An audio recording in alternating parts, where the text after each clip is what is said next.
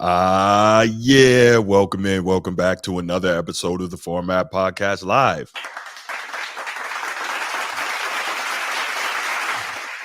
Yes. And joining me tonight, as you can see, is my main man, Big Red from the Last Rewind podcast. What's good, Big Red?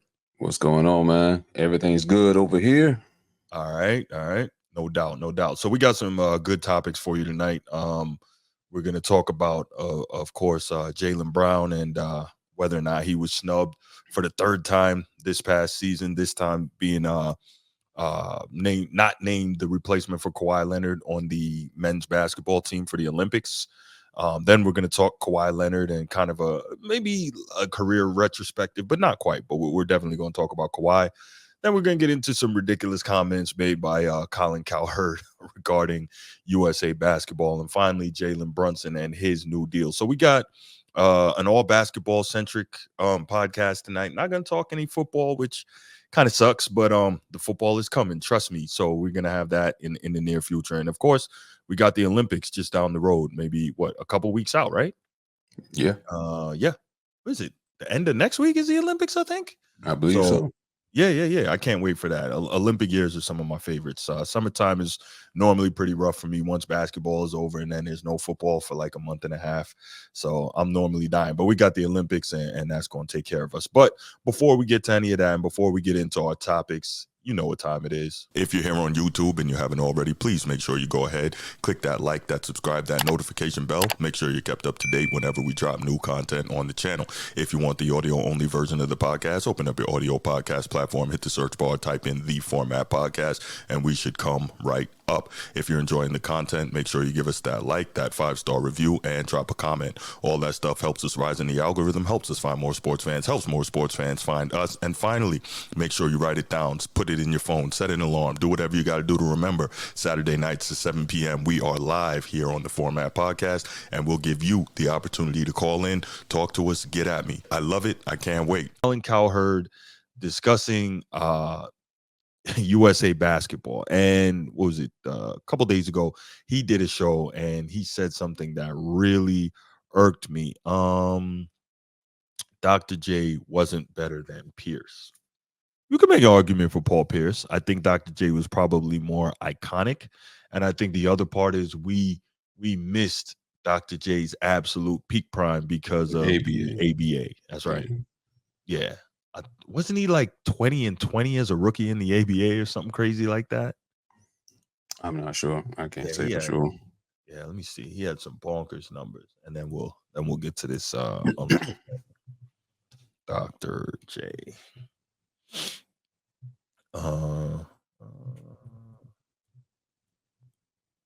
Okay, well, can't find it right now. But anyway,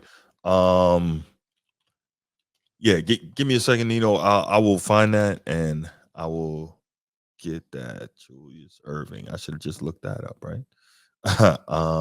But yeah, so Colin Cowherd, he had some very interesting comments that he made the other day, and he was talking about, I guess he watched the USA versus Canada, and I don't know, he's to me is one of those dudes that really gets on my nerves because he's older, but he's like a can I be down type cat. Like he wants to be down with the young people, so he'll say things that they want to hear, even though he knows better, and it's really annoying. Okay, my bad. Dr. J as a rookie in the ABA, 27-15, monster.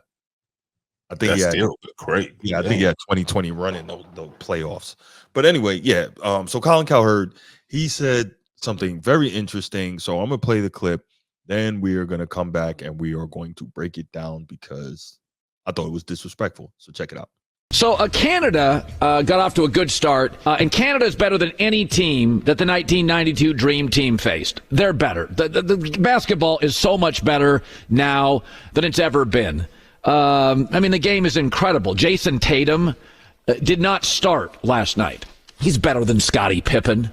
Offensively, it's not particularly close. It's a global sport. Everybody can shoot. Everybody can handle the ball. I mean, I'm watching Wemby. He's not on our team, but I mean, what that kid can do, Chet Holmgren at 7'2" can do, it's incredible. The 92 Dream Team, Larry Bird was shot. He retired 10 days after the Olympics. You had multiple guys on that team, multiple, who could not handle the ball and who couldn't shoot.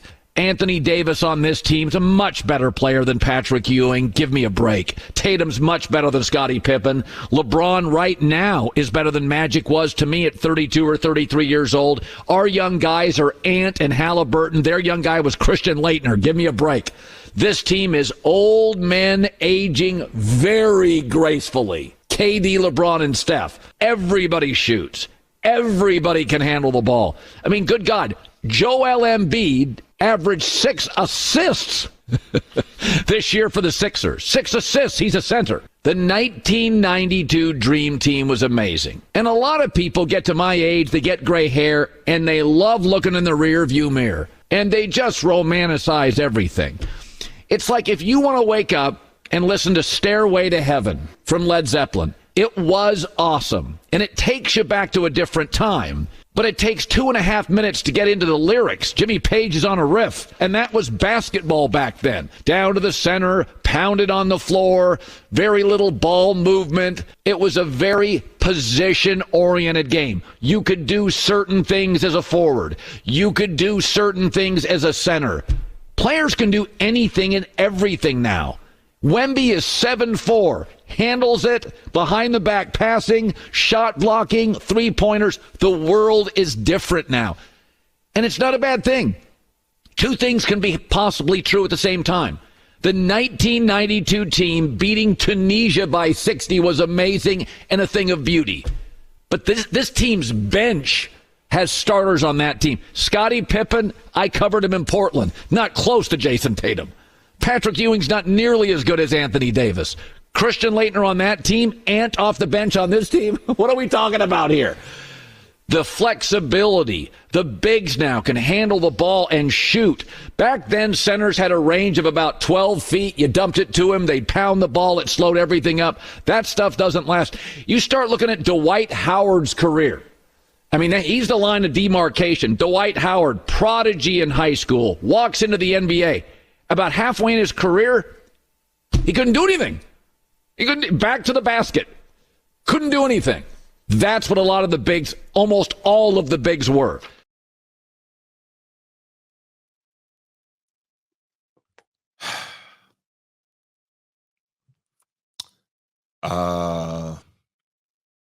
So disingenuous. So disingenuous. You want to go first? Go ahead, man. What's your thoughts on that? Okay, I'll go on it.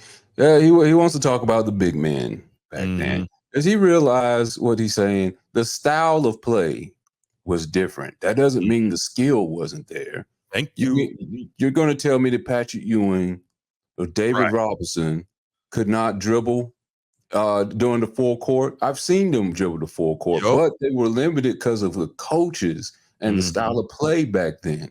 They probably could have shot three-pointers if they wanted to, if they were encouraged to. That doesn't mean they didn't have the skills to. That's just what they were limited to. Magic Johnson, if I'm not mistaken, he was top 3 in MVP consideration the season before. He wasn't old. He was 32.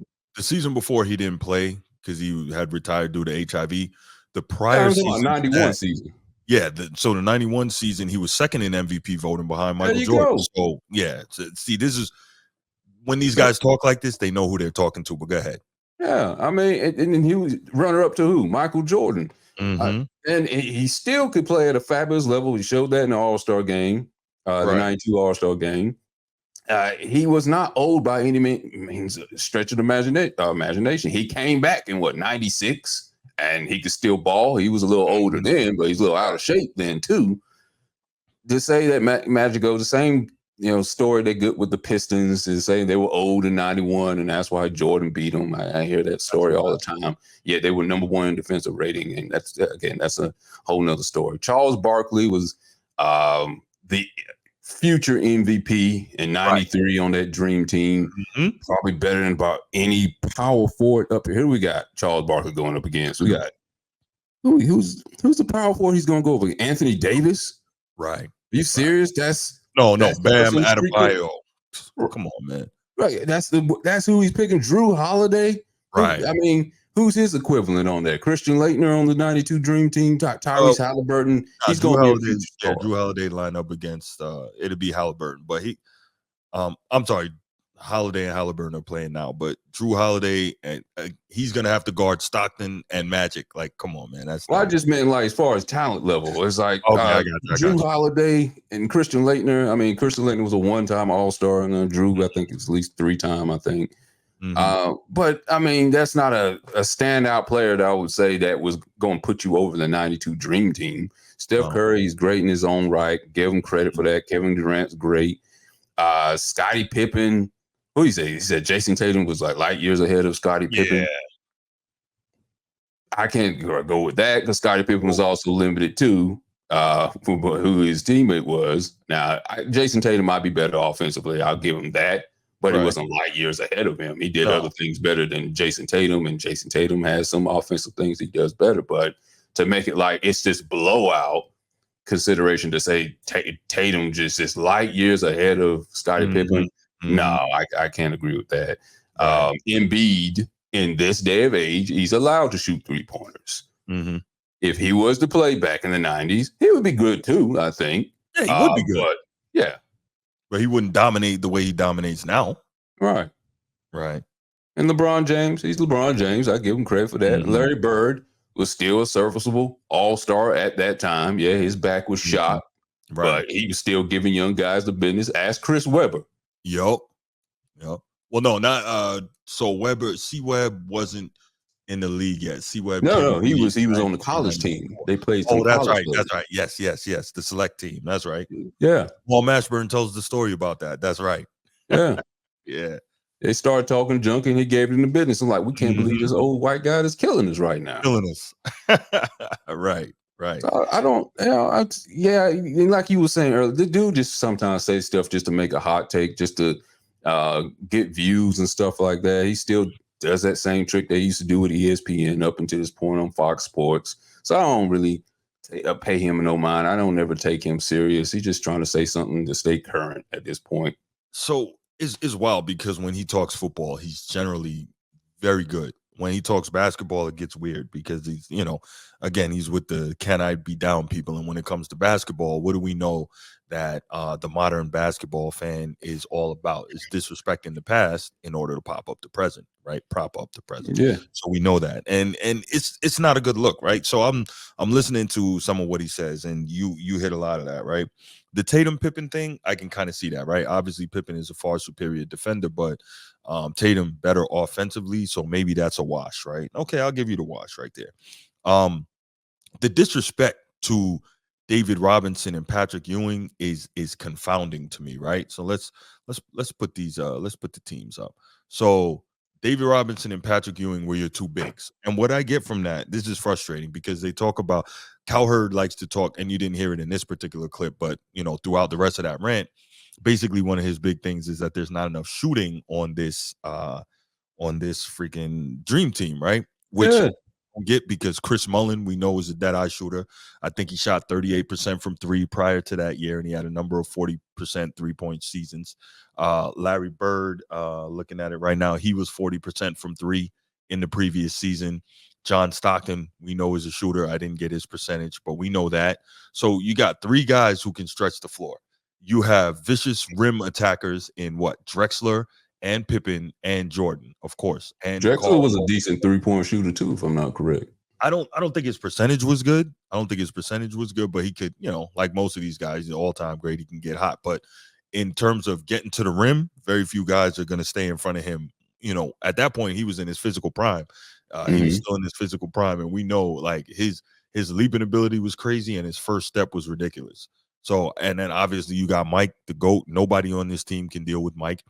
And so here's my thing. What I love is, even if we say, okay, our perimeter defenders, we don't have enough of them, although you're going to have Mike and Scotty in on perimeter defense.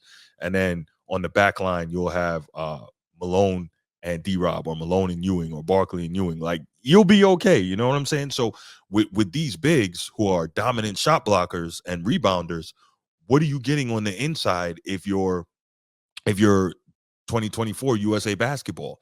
You're going to be doing a lot of shooting. And what happens if those shots aren't falling? Now you got a big problem because you're not getting the rebounds.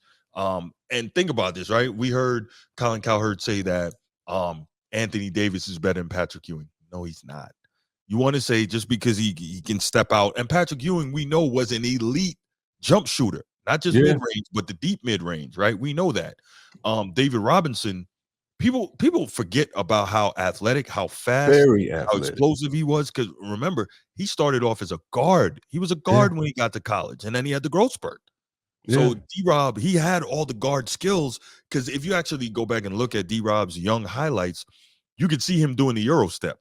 He was, because he picked that up when he played in the '88 Olympic team. So he picked that up in international competition. I think he got called for travel in the NBA a couple times, even though when he did it, it ultimately wasn't a travel, right? But now you see these dudes doing these crazy Euros. So anyway, the point is, so you got all that. So we have the shooting on the Dream Team. You have perimeter defense. You have dominant rebounding, shot blocking. You have the two arguably best point guards of all time, maybe Isaiah Thomas. I have Isaiah Thomas as the second best point guard of all time. But if you have John Stockton, I'm not mad at that, right? So you have the distribution, you have the rebounding, you have low post scoring, you have shooting. Like, where is the weakness on this team? And people love to talk about how Bird was shot. Yes, Bird had a bad back. But guess what? With said bad back, he still, what did he average that previous season? He averaged 20 points, 9.6 rebounds, 6.8 assists. So that's even with the bad back, right? So he's not physical prime Bird, but he was still getting busy putting up numbers. So let's stop acting like these guys were, rolling out in wheelchairs to play these games, man. We gotta cut that out. Real talk. And who's like you said, who's defending Barkley? Who's defending Malone? Bam Adebayo and Anthony Davis. Them dudes don't like contact. They don't like to bang. We gotta stop this. And I get it. We have an outstanding team today, very explosive, very athletic, but it's not. We know Ant plays defense. That's Michael Jordan's son on the team. I know, right? I'm trying to think. Him and what's this guy's name for Balls? Drew Holiday, and I guess now Derek White are the three best perimeter defenders on the team. But can any of them deal with Drexler when he gets going? Can any of them deal, obviously, with Michael Jordan? No. Is any one of them going to stop Chris Mullin, who, by the way, when Chris Mullin was on the Dream Team, he was in the 4th of 5 consecutive 25-plus point per game seasons. That's why he made the Dream Team. He was out west killing. And he would have started killing earlier, but, he had an alcoholism problem. He had to beat that. And then, once he did that, he turned into a straight monster. You know what I'm saying? So, like, this is no disrespect to 2020 basketball, 2024 USA basketball, but to say that, oh, they're so much better than the Dream Team, we got to stop that. We absolutely got to stop that. There's no way. Embiid, I love the matchup, but Embiid versus D-Rob can control him. Embiid versus what's my man's name? Patrick Ewing can control him. I really believe that. Part of the reason Embiid is so dominant is because there's very few legitimate bigs, and if so, there's very few legitimate defensive bigs in the modern NBA. I've been talking for a while. This topic got me passionate when I heard him say it, and it really pissed me off. So, like, I really sat down, did the research, and not only that, I actually went back and watched some of these guys playing, and man, it was just crazy. And I know, look at this now. This is Larry Bird can't play. Oh yeah, okay, right. Wow. So, it is what it is, man. It is what it is. But anything you want to add before we go ahead and open these phone lines up? Man, magic. I was just going to say, too, like, I don't think they could beat the 92 Dream Team. I don't think they could beat the 96 Dream Team. Oh, Dream Team 2. That's right. With Olajuwon and Shaq and Zoe. Oh, my gosh. Yeah. I think they would be a better matchup for the 92 Dream Team than this team. What, Dream Team 2? Yeah. Yeah, that was weird though, because maybe Zoe wasn't on that, but Pippen was on that team. Barkley was on that team as well. So you had a couple of D-Rob might have been on it. You had a couple of guys who were repeats. So I get what you're saying. But Olajuwon was on that team. Yes, he was. Yes, he was. Grant Hill. That's Hardaway. right. Payton. Yeah. That was a good team. Reggie Miller. That was a real good team. Yeah. Yeah. Dream Team 2 was tough, but yeah, I don't think anybody is touching I don't think anybody's touching Dream Team 1. And again, I don't think that's nostalgia. I think just when you break it down, like you have issues defending that because maybe, not maybe, for sure, 2024 USA basketball has more shooters, but what happened if those shots aren't falling? You know what I'm saying? And as good as Ant is and as explosive as he is, you don't think Michael Jordan's gonna say, "Hey, give me the young fella, I got this," right? Yeah. And you know how Mike gets. You know Yep. how Mike gets, right? Devin Booker, we know he can put the ball in the basket. You don't think Scotty gonna be like, "Give me that"? You know what I'm saying? Or KD. I've always said KD and prime Scottie Pippen, I think would be an awesome matchup. I think Scottie Pippen Yeah. could control KD, and that's no disrespect to KD, but we saw a couple years ago when he was in Brooklyn and he played against the Celtics, Yep. right? Yep. He got a First taste of round. what defense used to be, and he didn't know what the hell was going on. He couldn't figure it out. Yep. So we got to stop all this. We have to stop all this. But again, that's it's the we hate the 90s movement. Still going. Done with the 90s, right? It's BS. Yeah. All right. So I guess we can leave it there. I'll just say I think it was total BS the way Cowherd was disrespectful to the Dream Team, which is the greatest sports team ever assembled. Yes, I will say it, not just basketball, the greatest, most legendary sports team ever assembled. Yes, I said it. All right. So the number is 904-219-8264. 904-219-8264. Go ahead, give us a call. Give us your thoughts on the Dream Team versus USA Basketball 2024. I want to hear your thoughts. Yeah, waiting for you. Let's get it.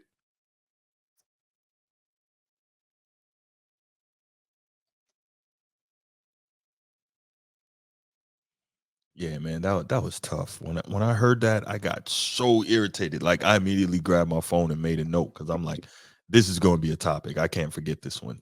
Like this is going to be a topic. I can't. Yeah, like why would you say that? Do you think this team is even better than the Redeem team with Kobe? No, I don't think so. That was like Kobe and Melo and all of them, right? Yeah. Yeah, no, I think Kobe is the difference maker. I really do. agree. I agree. Yeah, nah, Kobe. Yeah. Nah, the Redeem team was good. But look, the Redeem team doesn't even get what they get if not for Kobe, right? Exactly. Because So we those won bronze the couple Olympics before that. Yeah, they won bronze 04. That's right. Yep. Oh, well, and I think was it a world championship? Because LeBron has 2 bronze medals. So what was it? Yeah, so I think one in FIBA and one in the Olympics, I believe. Okay. Yeah. So for the people who always like to talk about what LeBron has done that Jordan has not, Jordan doesn't have any bronze. He has 2 golds in the Olympics. So we can no just, L's either. just keep that in mind. Well, no losses either. Goes without Undefeated. saying, right? Him and Kobe, Jordan and Kobe, undefeated. Dudes were different, man. They were different. Kobe said, "Yeah, I'll join. I'm tired of you guys losing, man." Right. Okay. Well, wow. It looks like we don't have any calls on this topic either. Wow, this is going fast. All right. So let's. Oh, here we go. We do have a call. Let's get my man Nino in here. Nino. What's up, man? Can y'all hear me good? I can hear you, man. Thank you for calling in. What's good, brother? I'm out here and I'm at work. I had to call in. All right, man. Don't get fired on our account, man. Don't be a Kawhi Leonard. Oh man, I'm out here in the oil field, man. This y'all keeping me up, man. I love it. That's what's up, I buddy. got a question, man. Yeah. Is we doing series or we doing one game? Well, I think we're doing one game just based on the Olympic model. Personally, I think the Dream Team is a better team overall. But if we're doing one game, like knockout, one and done, based on the Olympic model, definitely has to be the Dream Team for me. But even if we do series, I think the Dream Team still beats them. But go ahead. Now, of course, I'm going with the young life. Okay. Of course. All right. But I'm a basketball man. Now, I think it's close. So I think it's like one team will win this time, team will win this time. But I could say, I think that the new team got better shooting. They gonna shoot more threes. And like you said, if you got to hold Bron and penalty while he penetrates and come off of stealth and come off, and you got to hold the rain and come off of Booker and come off of stealth, they can get hot. It's gonna be ugly. If they missing threes, but now this the problem. This is gonna be the problem. Now you gonna like this. The old life got a prime MJ. That's right. So now you got prime MJ, and the playing the way the new style play, you got a chance to win every game. But what I would think they would do, my problem is gonna be and I'm listening to y'all. I want y'all to break it down to me because I don't know who would be the guy. Because the new school not gonna play Magic Johnson up close. They done seen. They gonna know how to play Magic. They gonna play off of Magic, let him shoot the three. They not gonna play him up close. So would they take Magic out and put Stockton in? Who gonna be the guy to where when they start doubling and zoning on Jordan? Because they gonna do that. They not just gonna let Jordan go 1-on-1. When they double in on Jordan and have people in the paint packed out for him, who is gonna be the kick out guy for Jordan to knock down threes? So that's today's NBA. Who is gonna be that guy? Chris Mullin or Larry Bird? No, Larry Bird was hurt. Larry Bird plays. Now we can't get y'all that. Well, no. The reason I say that is because I don't know if you heard it. Even with the bad back in that previous season, Larry Bird averaged 20 points, 9.5 rebounds, and 6.8 assists, and shot 40% from three. No, Larry, you know what I'm saying? Larry was the truth now. So yeah, right. Yeah, I'm just saying he barely play. I'm going off him barely playing. Okay. Now, if I give you Larry, okay. Now you. So we could take Larry out of there based on the bad back because he didn't play a whole lot of minutes during the Olympics. That's fine. So then Chris Mullin becomes your shooter because Chris Mullin, Chris Mullin was knocked down. He was at that point he had just finished his 4th out of 5 consecutive 25-point per game seasons in the NBA. Chris Mullin could knock it down, man. Ooh. Yeah. So y'all got a guy that I think is dead. I think he's dead. The only problem I see is Bron not in his prime, and KD not in his prime. Okay. MJ was in his prime, man. That's tough to deal with now. I know my brother, man, but MJ tough. Well, just to shoot back a little bit with Magic. Now, Magic, was not the greatest three-point shooter for a majority of his career. But previous 2 seasons, he was 38%, 32%, I think, in 91. And in the Olympics, I know that's a short amount of stats, but he shot 46% from three-point range in the Olympics in 92. Yeah, because that FIBA line is a little shorter, right? Yeah. I didn't even mention that part. I didn't even think about that. Now, I give you that, but I just look at Magic like Bron. And I'm a Bron fan. If Bron shooting, unless he got one of them screws, you know how Bron do when he get hot. But if Bron shooting on the average game and Bron taking a whole bunch of threes, I don't like that. Right. I don't like that. So let me ask you. Now, I think. Sorry. Go ahead. No, I was going to say, Nino, I think a big part of this obviously is matchups, right? So now let me ask you, who is your 5 for the 2024 team? And then we see who's the matchup with the dream team, and that will inform, what's what. Because I hear what you're saying about having the shooter for Jordan to kick out. Who's your 5 with the 2024 team? Well, see, I think we got to go off. Yeah, I was going to say we got to go off what y'all do, but I'll say Embiid to start. Okay. I'll say I like Anthony Davis better, to be honest. With certain lineup, with certain players in, I like certain players, but I just say Embiid. I say since they got to start, right? I say Embiid. Okay. I'm not mad at that. Bruce, I'm gonna shut it down right here. Keep that picture up right here. Okay. Now, this version of the Dream Team, if that's what we're calling, I don't know if that's what we're calling. No, we ain't calling that. We calling 2024 USA. Okay, the 2024 team. I'm gonna shut it down right here. Okay. The game is going. Let's say the game is going to be close between Dream Team 92 and 2024. Let's look at the roster. Tell me who you trust in the closing seconds to close the game. Ooh. Let's look at the whole roster. KD. Take Kawhi Leonard off because he's not there. But who are you going to trust with the ball in the final seconds to win the game for you? It has to be KD. KD. But now, see, listen, now I trust Bron to get somebody a wide open shot. You do? Now, do I want him? Now I'm honest. Now, do I want him taking that just a fadeaway, a Kobe MJ fadeaway? No, I do not. I don't want that. But I trust Bron to get somebody a wide open shot, make the play. But do you trust Steph Curry? Kobe mode. No. I trust KD. I trust Steph. If we need a, but I'm giving it to KD first because ain't nobody holding. Like, how you gonna block that? I trust KD. I trust KD first because ain't nobody blocked it. I don't think any of these guys are as mentally strong in the closing seconds as the guys on the 92 team that I would put in front, like Bird and Jordan in the closing seconds. Or even Magic. I agree with that, but I think based on what we've seen, KD has probably got to be that guy. And then especially, we saw when KD has elite talent around him, what he becomes, just an absolute nuclear weapon. So I think that's what Nino is pointing to. And so I got to agree with him on that. I'm with you, Nino. We seen KD versus the Bucks, too. That's true. I mean, by himself, almost, his foot was on the line, but KD ain't scared now. Steph ain't scared. Yeah, but Steph ain't scared, but he just, I'm giving y'all the props now. He don't make those shots. He does not. The Steph don't be make a prime MJ.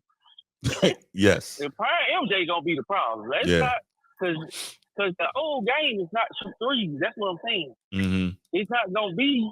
We gotta go off based the way they played versus the way they play now. Back when we was coming up, it was inside out. That's right. So they gonna try to go through Jordan, they ain't going through no post. It's gonna get ugly. You gonna miss 2 or 3 fadeaways with Ewing, and they come down and hit 3 threes. It's like they don't know. But I'm not one of them to say they can't play that style back in the day. It just wasn't the style to play. Yeah, like but people say Jordan wasn't even a good passer. That's somebody that don't know basketball. Yeah, I was about to say that's ridiculous. But here goes the thing, though. David Robinson and Patrick Ewing will foul Embiid and Anthony Davis right out quickly. So there's that problem too. They'll foul them dudes out. Yeah, I mean, I can see, but he didn't give it back to Ewing too. But I can see because I remember David Robinson and Patrick Ewing. See, that's what I'm saying. Like the style of play, people don't really know. Like, especially my age, unless you went back and watched old basketball, that Patrick Ewing actually had a little jumper around the rim. Listen, Patrick Ewing was good all the way out to all the way out to the top of the key. Like Pat Ewing was one of the best jump shooting big men ever. Like his J was legit. Now, was he Dirk? No, because at that point, nobody was going to have him shooting 3-pointers. Like, why would you do that? Pat Riley would have snatched him out so quick. Yeah, you take advantage with the higher you get the